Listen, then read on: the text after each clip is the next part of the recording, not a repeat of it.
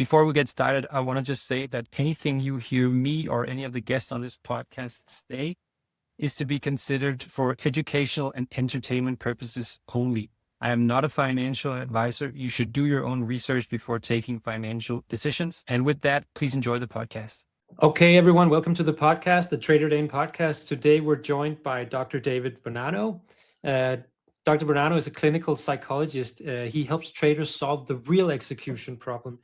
Discipline collapses under adrenaline, things like FOMO, revenge trading, impulse entries, hesitations, you name it. He's also the author of the book, The Consistently Calm Trader, and has served more than 17,000 clients over his 30-plus year career. Dr. Bonanno doesn't teach charts. He teaches the missing piece that makes strategy work, that is emotional regulation and execution under pressure. Welcome to the show, Dr. Dave. Hey, thanks, Jesper. Great to be here. Good to have you. Let's dive right into it. So the TraderDAne podcast is really a chance to deep dive on some topics that are trading related.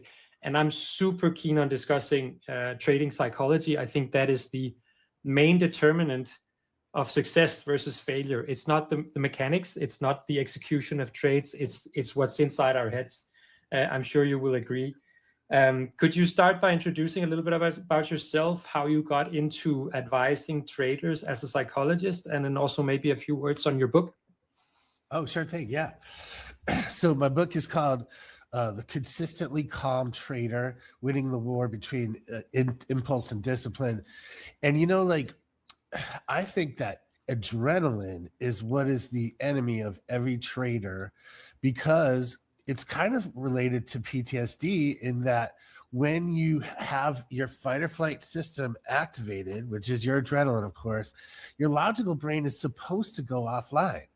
So, let's say if you're in a dangerous situation, you're not really supposed to be thinking and weighing all your options and going through a list of the pros and cons. You're supposed to be acting or reacting. So I have been in the mental health field since 1993, and I was specializing in people with trauma and PTSD. And I found that's how I really kind of figured a lot of stuff out. I think the books can sort of touch upon what's happening there, but with PTSD, you just have too much adrenaline, and then it spikes up really quickly. And then, that's where anger management comes involved, because your inhibitions go offline. And if you have all this adrenaline, then people can see red, or, like blind rage and stuff like that. But what I say is that for traders, even if you have a little bit of adrenaline going, then that can make you operate less logically. So, of course, you have to have a certain amount of activation for your nervous system, because you have to care, in order to do a good job. But if you put too much pressure on yourself, or if it's tough to, handle a loss and you get angry, there's a whole bunch of emotions that you all face, as you know. And I believe that is where people get into trouble. Right. That sounds super logical. And it's, so can you tell a little bit more about the difference between, because PTSD is it's a long-term stage of suffering or mental illness versus the experience of going through a day trade, let's say an intraday trade of 30 minutes. What is the differences? What are the similarities between those two situations? Yeah, sure. Well, of course, they're different situations. And the reason I brought up PTSD is because that's how I was able to figure out what was going on in the human brain. Like I've seen, over, like you said, over 17,000 people, including traders. And so, when you're trading, you can't just be a robot. Like you can't just turn off your emotions, as much as people would like to think that they can. And, like if you're starting out and you're trading with a prop firm, for example, or if it's, you're trading simulated, then it's not the same thing as when you actually have real money on the line. And then, of course, if you get angry, or if you feel guilty or frustrated, or all kinds of emotions, that is emotional noise that takes you out of the situation, even to some extent. I'm not saying, traders at home might be thinking like, No, I'm not going crazy when I have a loss. But if you're unable to move past it, then it's going to stay with you and you're going to be reacting in a different way. Like, it's kind of like with professional sports. They can practice every day all year, but then when you get into the game, it's different. And you have to be reacting as an athlete. And I think it's the same thing as a trainer. You know, we have, I wrote another book explaining how the mind works. It's called Your Brain is a RoboCat. And what I mean by that is, like, we have two brain systems that are in operation at all times. So there's our logical brain, which is your, of course, analytics, and it's responsible for your speech, and it's responsible for your willpower and your inhibitions. And then you have your cat brain. And the reason I call it a cat is because it doesn't always do what you want, just like a cat. And so and the thing about your cat brain is it's your emotions, it's your fight or flight, it's your intuition, which you do need to be a trader. But when it takes over, it can make the robot go offline. And there's no amount of willpower that can override that. So, you know, like you might hear from like somebody who's giving advice and say, like, well, you just have to let it go. You just have to stay disciplined. You have to make rules to follow your rules. I think those things can work sometimes, but definitely not when the problem is serious. And so what really needs to happen is people need to rewire their nervous system in order to not have that problem in the first place. Yeah. Yeah. You hear that. I hear that all the time from traders, even experienced traders with years of experience. They will still go on tilt. Like, they will still lose control. And it's almost like and I've tried it as well. It's almost like you become a different person, right? And you don't recognize your train of thought and your actions afterwards. It's like something else took over. Is that what you're saying? That's the cat brain taking over. Yeah, totally, Jesper. I mean, like, for anybody who's really lost their temper, you like, I'm just thinking about an argument I got into with a friend where he wanted to keep it going. And then I was like, you know, I really shouldn't say these things. And it's just like when you're trading, you know, like you shouldn't click. Yeah. But then to get out of that unpleasant state, you're going to end up clicking. And then I just finally told this guy, like, I went off on him, and I wasn't really there in a way. I wasn't really conscious. Like, if people can sort of understand what I'm saying, like, I wasn't in full control. And when it comes to anger management, for example, it's not what do you do once you lose control. It's how to recognize you're getting there and then to do something to prevent that. I think that's a critical skill for traders as well. Right. So that's kind of like the metaphor would be the seatbelt, right? When things go off the rails, you have something that you can pull yourself back to. Is there also a way to prime yourself? You mentioned like recognizing that you're going off on a path like this. Is there a way to prime your brain and practice? Because, like you said, it's also like an athlete practicing. It's still different when you're in a game, when you're in a tournament. Is there a way to prime your brain in practice to actually be more mentally present and more in control when the pressure is on? Right. And yeah, that's a great question.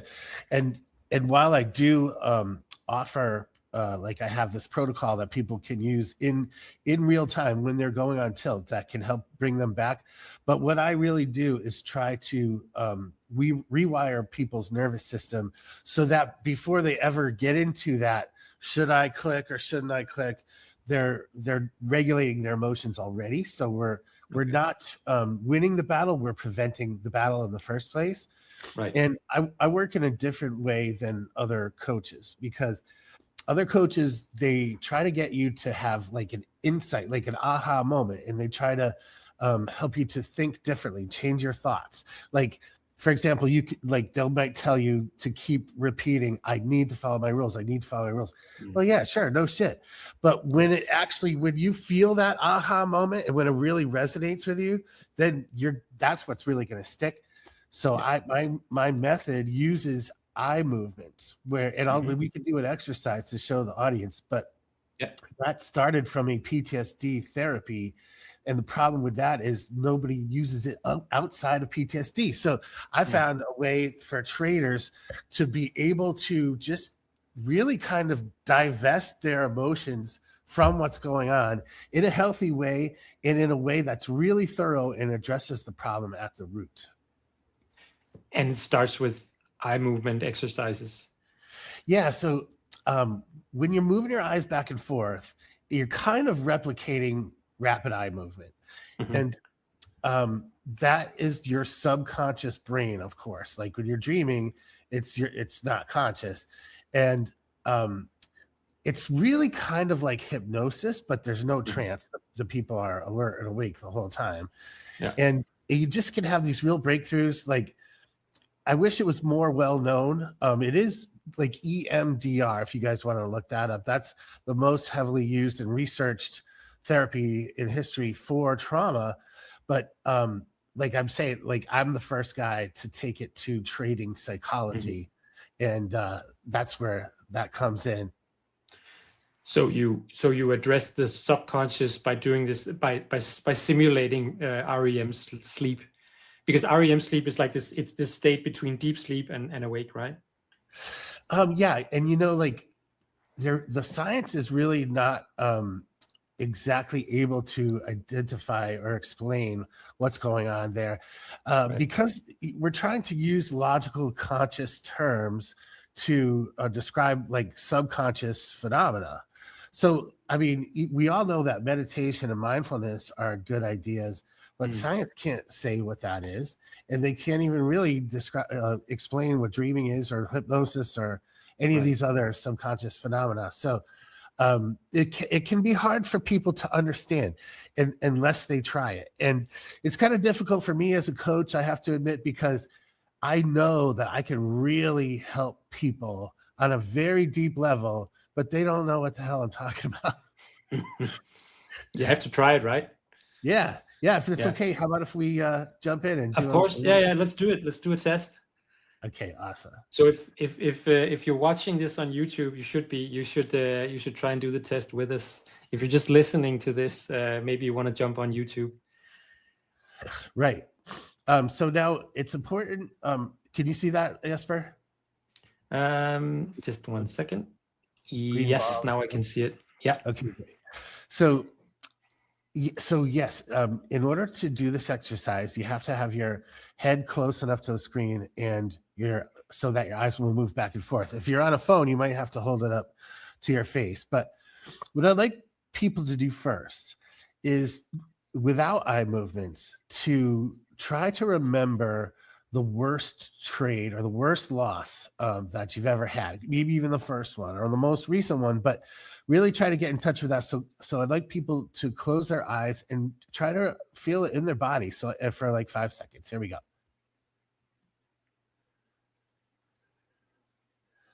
Okay, very good. And now I'd like for the people to continue to have their eyes closed and for them to recall and relive the best win that they ever had. So here we go.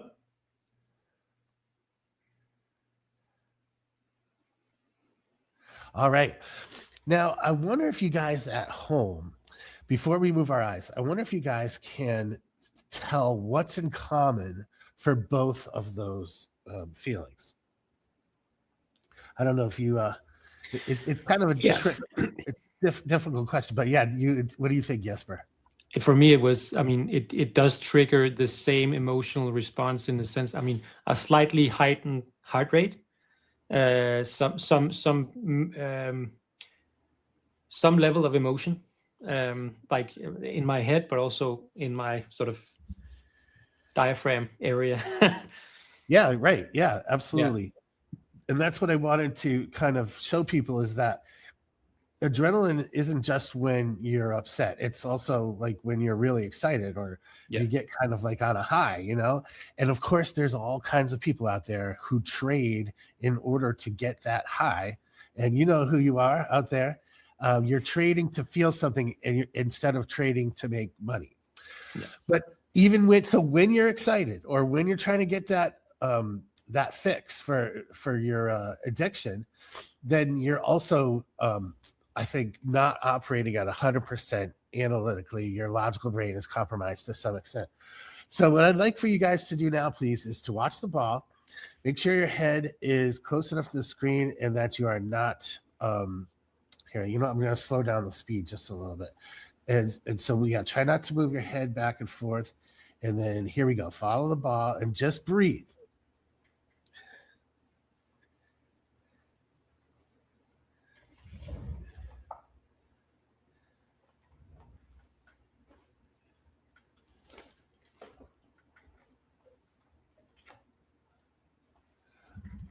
Oops. Okay. Very good.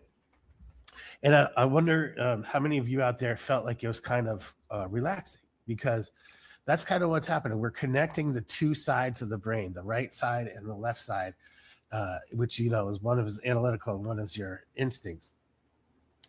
And so now what I'd like for you guys to do, this exercise is going to help people to handle losses. I think that's maybe the most critical skill for any trader, is to be able to really, you know, just move on from it. So we need to kind of recreate what happens during a loss. So once again, please try to recall and relive the worst loss or whatever stands out for you the most as you watch the ball.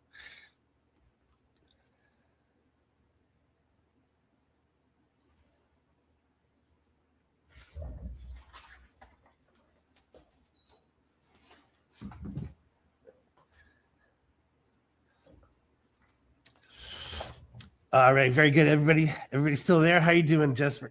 Still here. All right, very good.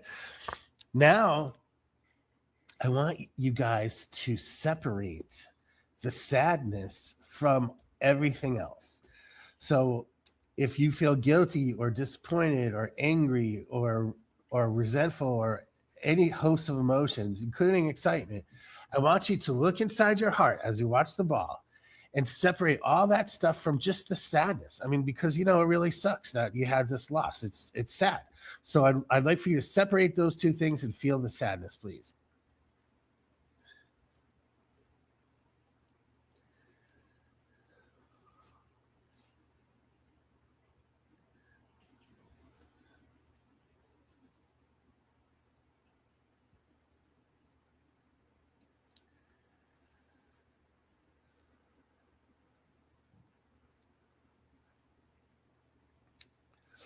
All right, good job, people. We're almost done. This is extremely short exercise, and of course, you know, if people work with me, then it will be really thorough. But what I'd like for you to do now is to hopefully, you know, you're not feeling it so intensely with the anger and stuff like that. But imagine if you were able to be sad about a loss.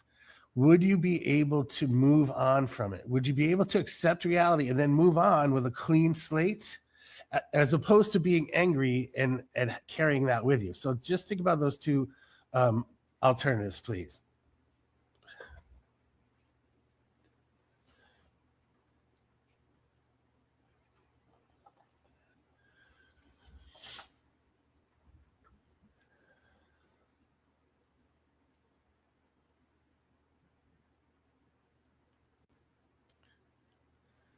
All right, great job. And then our last one is, I'd like for people to imagine if they did have the ability to accept reality, and even though it sucks, and you can still feel sad, but if you could feel sad for just a little bit and then move on to the next trade, how would that help your trading?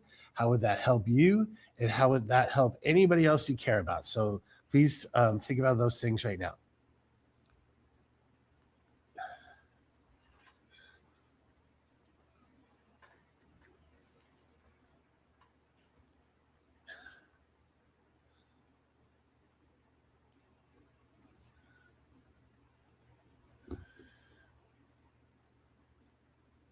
All right. So how was that for you, Jesper? I feel like the words, when you explained it afterwards, that was exactly what I was going through. So when you said relaxed after the first little go there, relaxation was exactly what I was feeling. And so, and you didn't prime me in any way, right? So it's kind of guiding me through my own emotions after the fact. So that's really insightful. And then what I also think is that when you start splitting it up between being sad versus being angry, it's about acceptance. And I mean, if acceptance, and that's actually a question for you, if acceptance is if you can encapsulate that and accept what happened, then you can also much easier move on, correct? Because anger is really the result of not accepting reality, right? Absolutely, 100%. I learned this from a friend of mine who was Buddhist, and yeah, like it's pain, as you guys know, pain is pain times pain times resistance is suffering. And Right. so, something bad happened. Do you want to continue to suffer? Or, if you keep saying, well, anger is like, I shouldn't have done this. The market shouldn't have done this. I should have done this. Yeah. Well, it feels a little better than being sad because you have some power. If you're considering what didn't happen, then you have power in that fantasy of yours. If you want to be back in the real world and accept what happened, that's how you can move on. And so what I preach to people is to actually practice feeling sad. Yeah. And so with anything in your life, but if you could be sad, it's not going to last forever. You just like, wow, I just lost a lot of money. That really sucks. I'm going to feel sad for maybe 10 minutes, and then I'm going to get up and do something else. And so if you can actively be sad, you can accept reality. And then the next time you trade, you're going to come at it with much less adrenaline. Right. With a clear mind. And I think it's personally, I would say that getting to the next day, I mean, when you're in it and you've taken a big loss, you think, oh my God, this is going to affect the rest of my month. I'm a failure. It's all bad. But really, the next day at 9:30, when the markets are opening again, I mean, depending on the size of the loss, you're pretty much a clean slate and ready to go again. That's often how it is. But I would also say sadness, if you can put a few more words, that sadness isn't necessarily about forgetting what happened, is it? No, not at all. No. So you're not sort of putting it in a drawer and like denying the fact that it happened. It's actually it's much more than that, right? Right. It's accepting that it did happen. Yeah. It's kind of the opposite of denial. Living with it. Yeah. I don't know how it is in Denmark, but here in the United States, I think people are not good at feeling sad. I think we're kind of believe that we should be happy all the time and living our best life and posting it on Instagram. But no, I think it's really important for everybody to just calm down every once in a while and grieve, just like you're grieving a lost loved one. Right. Like this is an opportunity that you lost. Yeah. And we actually, I think in Denmark, at least we have, I think they've recently introduced a grievance leave. Like you get some time off from work after you've lost a relative. Awesome. That's a really powerful thing. And I think that's super necessary. And also for mental well-being and everything, it's difficult to just go right back into your job if you've lost a close relative. So that is really that, right? I don't know how that works in the US, but that's embracing the fact that sadness needs attention and it needs time. But then again, if you take your average day trader, let's say 20 to 25-year-old, not a lot of experience, certainly not with sadness, probably. What do you engage with people like that? Because a lot of day traders will be in their 20s and 30s, maybe. They must have a mindset that is very distant from that kind of acceptance of sadness, acceptance of loss, even being that kind of emotionally aware. How do you bridge that gap? You probably also see it in older folks as well, but it's just how do you bridge that gap of becoming emotionally aware? Yeah, great question. I don't seem to work with as many. I definitely do talk to young influencers and stuff like that, and young traders when I can. I don't seem to have too many of them as clients because, like you're saying, I think sometimes they're not as emotionally aware. I think oftentimes they're obsessed with improving their system. Superheroes. Yeah. Nice. And yeah, they're thinking that it's their strategy. Whereas older people might have a little more wisdom and they're able to like admit their faults and see what's going on there. So, I mean, like, yeah, with young guys, I just try to help them to be aware, really, like, you know, what is going on when you're experiencing, you know, the tilt or when you're just like kind of trading, not very consciously, but you're just kind of like, you know, clicking buttons. And so, yeah, I mean, I guess that's not a great answer to your question, but No, I seem to work better with people who are really serious about trading and have money to invest in themselves and are able to admit mistakes. And the understanding, like I said in the beginning, like the understanding that it is emotions that are driving your results. It's not the mechanics.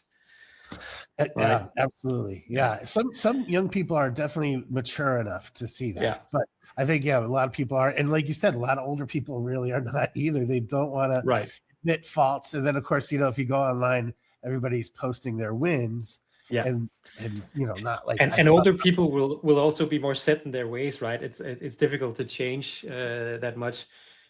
I have a sort of a contrarian question. Is there a place in trading for emotions like adrenaline? Like you can see my guitars in the back here, right? I've been a musician for many years. I will also always go on stage with some level of adrenaline because it's the good adrenaline. It's like when you take an exam. It makes you perform just that little bit better, right? Is there a place in trading for that kind of positive adrenaline, or should you aim to sort of eliminate it and diminish it as much as possible? Awesome question. I think if you were to graph it on a chart, and I know you guys all love charts, if you have too little adrenaline, then you're not going to be using your resources as well as you can. You won't have enough energy. You won't have enough focus. So yes, you do have to have a certain amount of adrenaline to function. And then if you see it on the graph, like the more you add, the performance will go down because like I was saying, it's going to cloud your performance. And so when you're on stage, then of course you need to have that good adrenaline. But I think what else is kind of happening is your training is taking over. So like I talked to a military veteran one time, a combat veteran, and I was saying, man, I could never do that. I couldn't fight in a battle. And he said, yeah, you could, because you would go through training and they just drill, like they make you do the same things like 1,000 times. With trading, you can't really do that. You might be able to like instill certain habits in yourself to some degree, but unfortunately, like you can't memorize what to do the way that you can when you're playing a song. Does that make sense? And yeah, absolutely. And also compared to a special forces soldier or whatever, who will have a sergeant and superiors and so on, a day trader will have himself and himself only, right? So you need to be your own kind of drill sarge, which obviously is difficult, right? Yeah. And I mean, like, yeah, when you're working with other people, they can see a lot of times they can see how you're doing better than you can see how you're doing. Yeah. I'm not talking about performance. I'm talking about your emotional state. You know, once in a while, like somebody might be able to tell you, hey, you gotta dial it back. You gotta calm down a little bit. Yeah.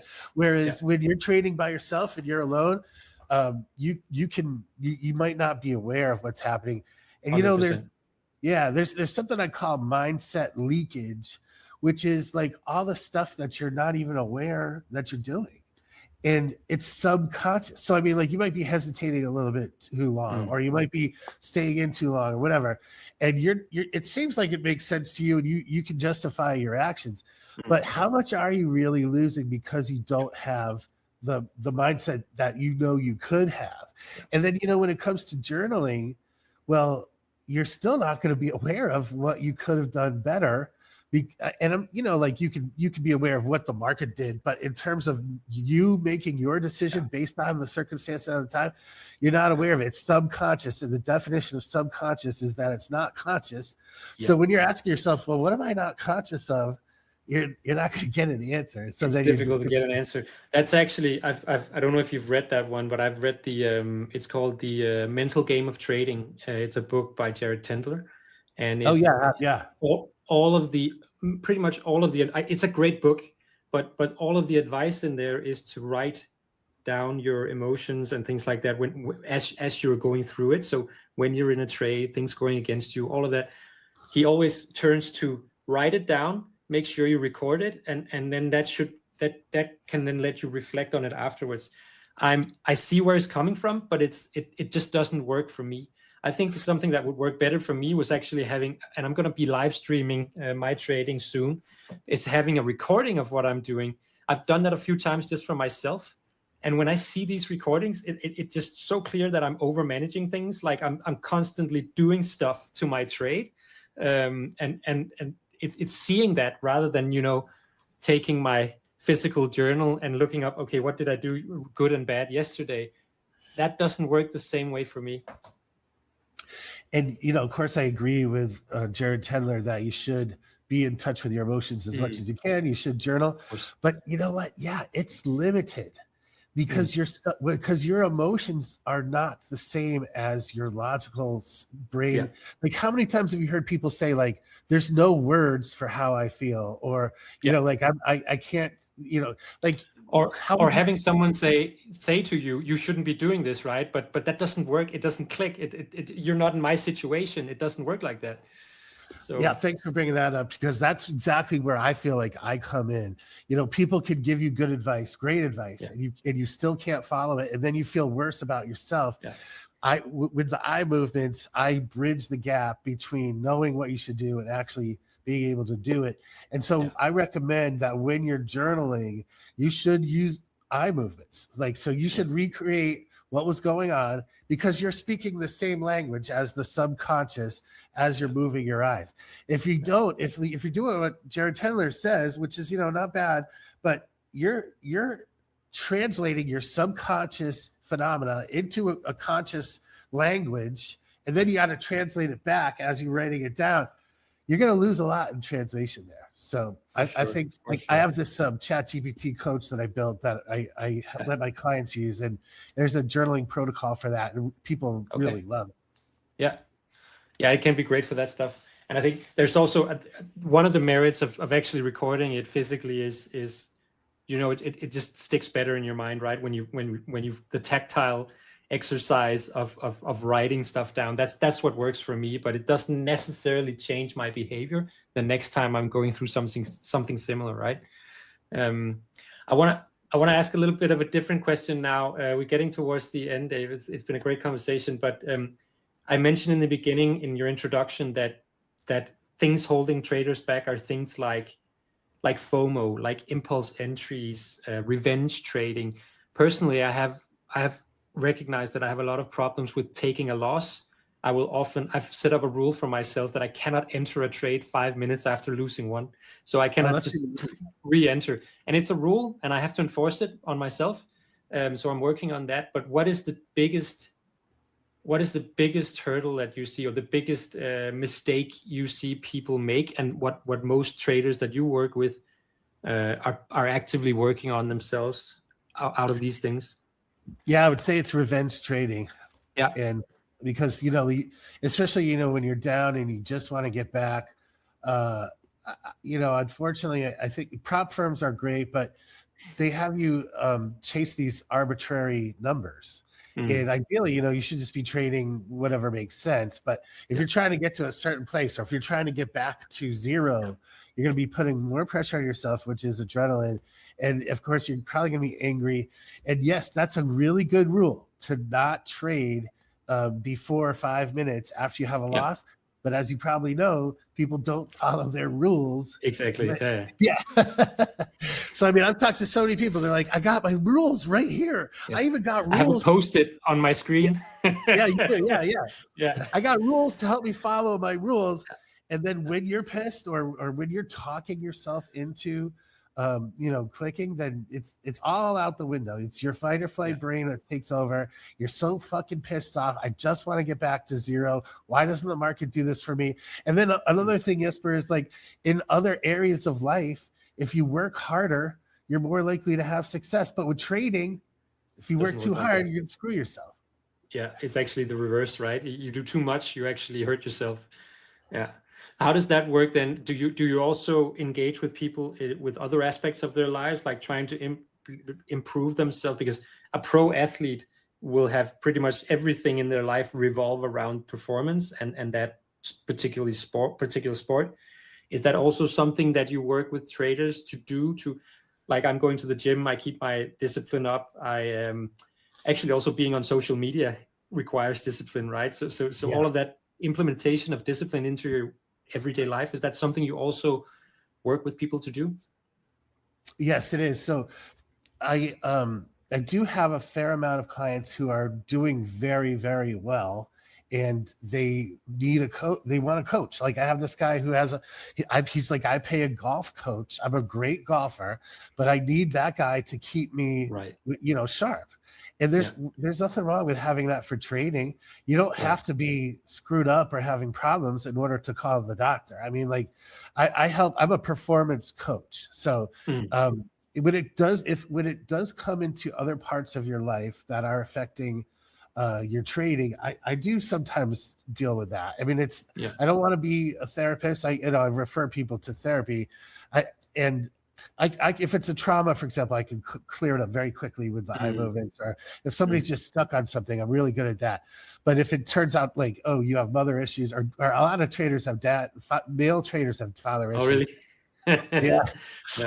So that could be a little sticky, but if somebody does choose to work with me, they get unlimited access to me for 8 weeks. And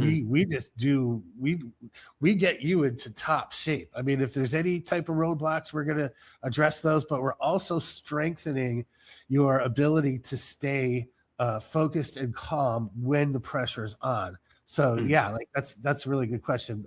But yeah, when people work with me, like I make sure no matter what that they get what they need, and then if they don't, I don't want their money. Yeah, of course. And it is really about, I mean, if you're a serious trader, you want to engage with a coach like yourself to up your game. I know I have a couple of CEO contacts in my network who also have personal coaches, and it doesn't matter if you're a CEO or not. It's just if you want to stay on top of your game, you can also be a super profitable trader and still have a coach, because like you say, to keep yourself sharp, to keep you engaged, make sure you're not falling off or underperforming like that, right? So I suppose you also work with like longer term with experienced traders, yeah? Oh, sure. Yep. Yeah. After they become a client of mine, then yeah, I never want that relationship to end unless they do.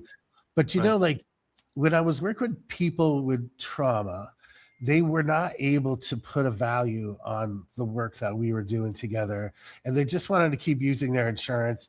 And so I figured that with traders, like, somebody could tell me they lost $15,000 yesterday. And if my fee is $10,000, it should be, no brainer. Like, how much more money are you going to make exponentially over the course of your career if you work with me? And yet I still run into people who make decisions emotionally. Like, like my whole, philosophy of my book and everything, it's all about controlling your emotions. And yet when it comes to spending money, like investing in yourself, people are still only emotions. Super emotional. Like, how many interviews have you heard where people say, like, how did you make your money? How did you make your financial dreams come true? Do they say, well, I saved money on mentorship? No. Like, you got to spend money to make money. And it's like, I just wrote it in my book. Like, if you're still making decisions about like investing in yourself, that doesn't make sense. You just read this whole book and agreed that you got to be logical. So yeah, it's some of the best traders I know treat all of those things as a business expense. It's a little bit like your losses in trading, right? It's tuition. It's a business expense. You treat your trading like a business. It's much more likely to come into fruition, to be successful like that, right? That's a really great point. Yeah. Awesome. So Dr. Dave, we have to wrap it up here. It's been a great conversation.